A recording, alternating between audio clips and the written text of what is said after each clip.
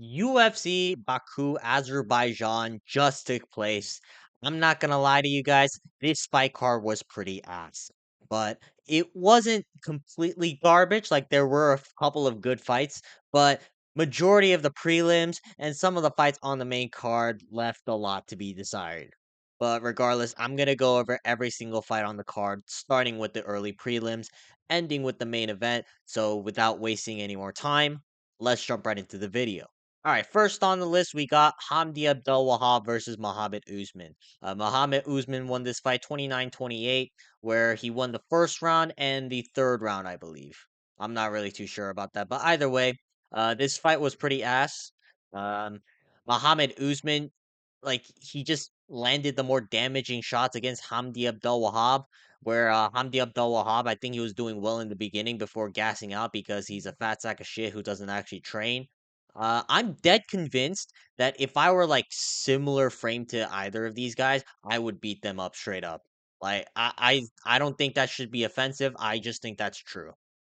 It doesn't mean I can because I'm a lot smaller than these guys, but what I'm trying to say is that these guys are terrible and should both be cut off the roster. But congrats to Muhammad Usman for winning, I guess.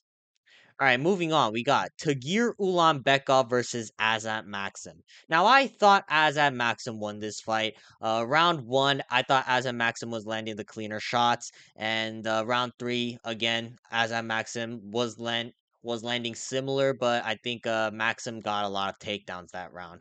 I will say this: I'm not gonna fight you if you believe that Tagir Ulanbekov won this fight because again, this fight was very close, but the fact that all 3 judges, I believe, scored this fight 30-27 for Tagir Ulanbekov is simply outrageous. Like, especially in the second round because Tagir Ulanbekov just held onto the fence as Azam Maxim was trying to take him down, and the fact that the ref didn't even take a point off that is just not good for the sport. I think the fact that Habib Nurmagomedov was in Tagir Ulanbekov's corner was playing a factor into this because for some reason Tagir Ulanbekov was cheating the whole fight, but the ref decided to not call anything. I think Azam Maxim again.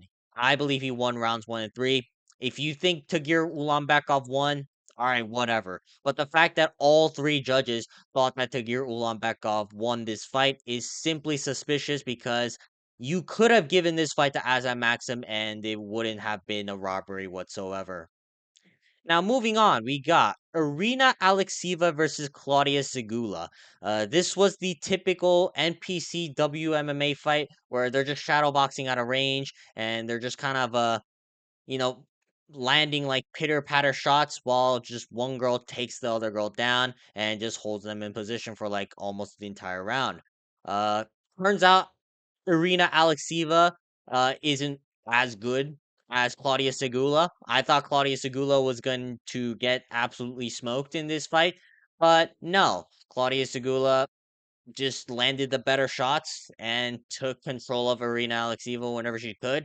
I did say that Irina Alekseeva was going to win this fight during my prediction video, but I'm gonna be honest, I don't really care. I didn't really do much tape study for this fight, and I was right to do so because these two both look like garbage. It's just that Claudia Segula landed the better shots by a slight margin. All right, now moving on. Daria Zeleknikova versus Melissa Mullins. I still have no idea how to pronounce Daria's last name, but I don't know how to explain this. Melissa Mullins, the grappling specialist, couldn't take down Darius Zella whatever for like past the first round, and I don't know why Melissa Mullins was just content on getting pieced up on the feet by Daria over here. Melissa Mullins, simply put, she just tried to stand and bang, act like a tough cookie, and just tried to trudge forward and tried to land shots on Daria Zeleznikova. And Daria was just able to catch Melissa Mullins because Mullins has no defense while entering into the pocket. This was not a great fight whatsoever. I want to make that abundantly clear. But I guess congrats to Daria Zeleznikova for winning this fight, I guess. But either way, I don't really care. This fight was still garbage. Now, Moving on, Ismail Nurdayev versus Jung Young Park. Now, imagine you are Ismail Nurdayev and cheating for the first two rounds of this fight, only to get 30-25 or 29-25, if you want to call it that, by Jung Young Park over here. Jung Young Park absolutely ragdolled Ismail Nurdayev for like 3 rounds straight. And it was funny because Ismail Nurdayev, the one success he had was throwing an illegal knee to Jung Young Park while Jung Young Park was clearly grounded. And Nardiev over here celebrating as if he did something. Like, buddy, you are not him. But other than that, Jung Young Park showed his Iron Turtle masterclass and just hook Nardiev's back whenever he could, ground and pounded him, and just had his way with Ismail Nurdayev. I'm surprised the fight didn't end in a finish, but hats off to Jung Young Park for battling through the adversity because right after Nardiev threw the illegal knee, I believe Park's eyes shut swollen, and it was hard for Park to really see out of his right eye. But he was still able to pull through, unlike Rodolfo Bellato in his fight with Paul Craig. And congrats to Jung Young Park for winning a dominant decision over this bum who was just trying to cheat just to kind of like even the playing field. Now, moving on, we got Sok Hyun Ko versus Oban Elliott. Now, I said that Oban Elliott was going to win this fight because I think he's a little bit too good again for Sok Hyun Ko, in my opinion. But no, turns out Sok Hyun Ko just ragdolled Oban Elliott for 3 rounds straight. And Oban Elliott had zero success when it comes to stuffing the takedowns and getting out of bottom position. Sok Hyun Ko did a very good job of just pressuring Oban Elliott with powerful strikes and in order to set up the takedown. And once Ko was able to set up the takedowns and get them, Oban Elliott couldn't really do anything on the ground. Oban Elliott tried a bunch of hip escapes. He tried to just use the fence to try to get back up to his feet. But Seokhyun Ko was always one step ahead and just proceeded to ragdoll Oban Elliott for 3 rounds straight. Congrats to Seokhyun Ko. He did a lot better than I expected. And I say this as a Korean who just glazes Korean fighters for no apparent reason. I think Seokhyun Ko, after that fight with Oban Elliott, I can definitely see him becoming a potential rank contender. But yeah, I was very surprised that Oban Elliott wasn't able to find any success, considering how high I was on Oban Elliott at the beginning of the year. But either way, congrats to Seokhyun Ko. I hope to see him fight in the near future because I think 1 or 2 wins, he'll get a ranked opponent in the welterweight division. All right, now moving on to the main card, Muhammad Naimov versus Bogdan Grad. This fight was awful to watch. Muhammad Naimov, I guess he won, if you want to say that. Like Muhammad Naimov, he spent the majority of the fight just running away from Bogdan Grad, and Bogdan Grad isn't really skilled enough to like cut the cage off for Muhammad Naimov. So ended up being some cat and mouse chase for almost the entire fight.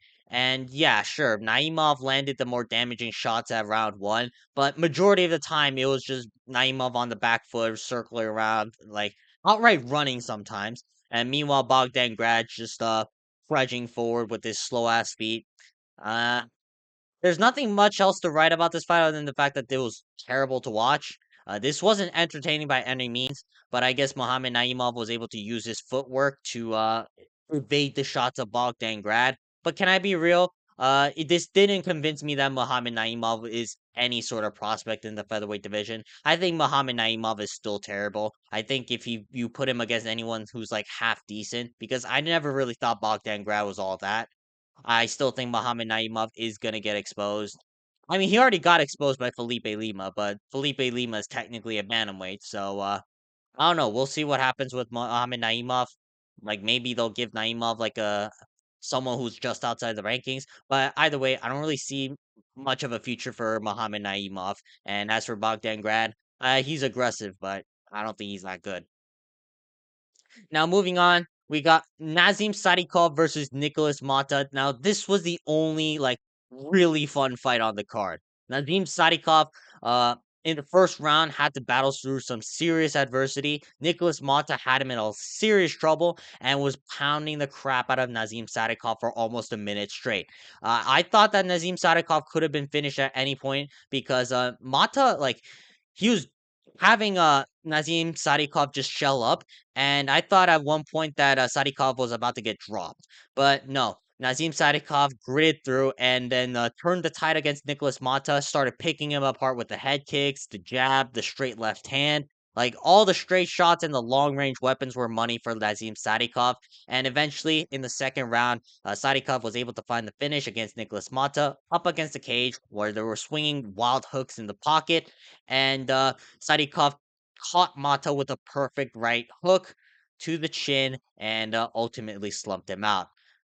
Hats off to both of these guys. I hope both of these guys get a fight of the night bonus because this potentially could have been fight of the year. I don't really see that many scraps now where like both fighters are swinging crazy, where like one guy's about to get finished and then the other guy like manages to claw his way back and eventually turn the tide of the fight. But either way, I think both fighters really showed their fighting spirit, and I hope they get paid for that because God forbid anyone else did in this card other than Maitabek Orobai and Rafael Fiziev, who I'll get to right after this. Now, moving on, we got Tafik Musayev versus Maitabek Orobai. Tafik Musayev just couldn't handle Maitabek Orobai's wrestling. Orobai just caught the kick of Musayev like 2 minutes into the fight and just proceeded to destroy Musayev on the ground. Musayev, he had some guard game, but he couldn't really do anything against Maitabek Orobai's pressure. And on the feet, Musayev, yeah, he was about to land some crazy shots and he was picking his shots well, but Orobai just trudged forward, shot in the double leg, and just ragdolled Messiah for a round straight.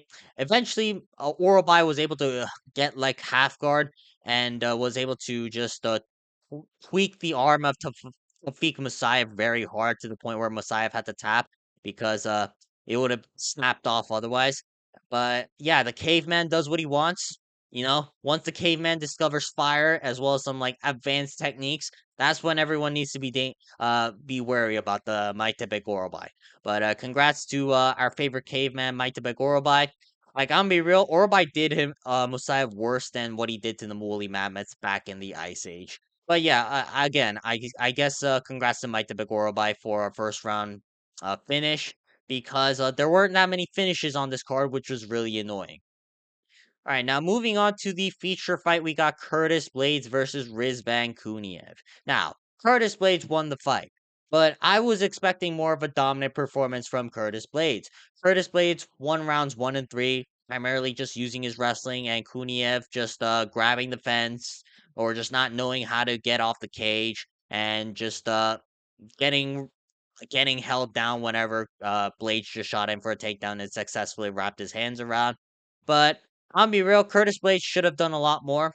I thought Curtis Blades was going to be a lot better than Kuniev on the feet, but no. Kuniev was the one who was tagging Curtis Blades up with shots, and I believe Curtis Blade had a very bad swollen eye.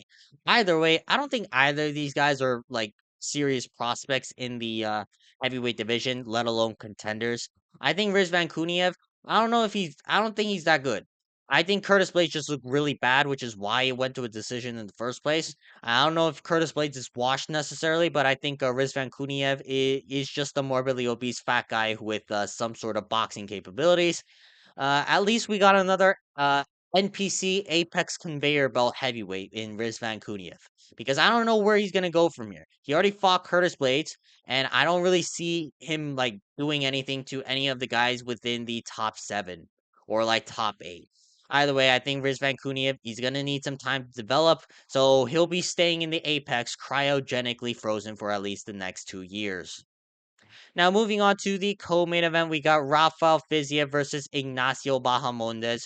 Now, I said that Ignacio Bahamondes is going to win this fight using his range because Rafael Fiziev is stubborn and will look to primarily outstrike Ignacio Bahamondes. Turns out, no. Rafael Fiziev just absolutely ragdolled Ignacio Bahamondes for 3 rounds. Round 1, Fiziev was landing the cleaner shots. Bahamondes, yeah, he was able to get a couple of kicks in, but every time Bahamondes threw a head kick, Rafael Fiziev did the lean back, the Matrix style, in order to evade the kick. I guess you can't head kick Rafael Fiziev after all. And Ignacio Bahamondes in round 3 got taken down and just got ragdolled by Rafael Fiziev. I'm be real. I thought Bahamundez's grappling and takedown defense was going to be somewhat improved after training with Bilal Muhammad for years, but no, turns out Rafael Fiziev is better than Bilal Muhammad or whatever when it comes to wrestling. I don't know. Maybe Bahamondes is still garbage when it comes to takedown defense, but Rafael Fiziev was able to show levels to this game and ultimately secure himself a 30-27 decision, I believe, 29-28 bare minimum. I don't know. I thought that Fiziev won minimum rounds 1 and 3, and maybe round 2 was a 50-50. But congrats to Rafael Fiziev. I thought his time was coming up, but no, he showed that there's levels to this game. And although Ignacio Bahamondes was on a 6 fight win streak in the lightweight division, there is a clear difference between someone who is ranked and someone who isn't in the lightweight division. Now, moving on to the main event, we got Jamal Hill versus Khalil Rountree. Khalil Rountree just butchered Jamal Hill for 5 rounds straight. Jamal Hill, his leg is incredibly cooked right now. Like, don't get Joe Rogan to commentate on a Khalil Rountree and Jamal Hill fight. Because if Joe Rogan were here, all he would be talking about is how hard Khalil Rountree's legs are like mahogany. Or the fact that Khalil Rountree reinvented himself after going to Thailand. Or the fact that Jamal Hill's leg is incredibly cooked. This was a Joe Rogan orgasm session, and if Joe Rogan were here, this would not have been good. But outside of Joe Rogan, I think Khalil Rountree just did a good job just piecing up Jamal Hill. He was able to mix his shots up. Meanwhile, Jamal Hill, he's just swinging the right hook into the left hand every single time. There's no sort of adjustment. There's no sort of footwork, any technical skill in order for Jamal Hill to win this fight. But I think Khalil Rountree did a very good job of picking his shots and ultimately picking apart Jamal Hill. I'm definitely sure that Jamal Hill is going to need surgery on that right leg or something. I would be surprised if he didn't. But either way, Khalil Rountree showed that he is actually an elite level contender. But at the same time, Jamal Hill looked really bad, and I even question how Jamal Hill became champion of the light heavyweight division in the first place. But either way, congrats to Khalil Rountree. And as for Jamal Hill, I don't know where he goes from here because I think one more loss and he's absolutely cooked. All right, that's going to be for today's video. Actually, no, I'm going to upload a second video talking about Dana White's post-fight press conference because apparently John Jones has just retired. I'm going to upload a video about that in a couple of hours, so make sure to stay tuned. But other than that, make sure to like and subscribe, and I will see you guys in a few hours. Peace.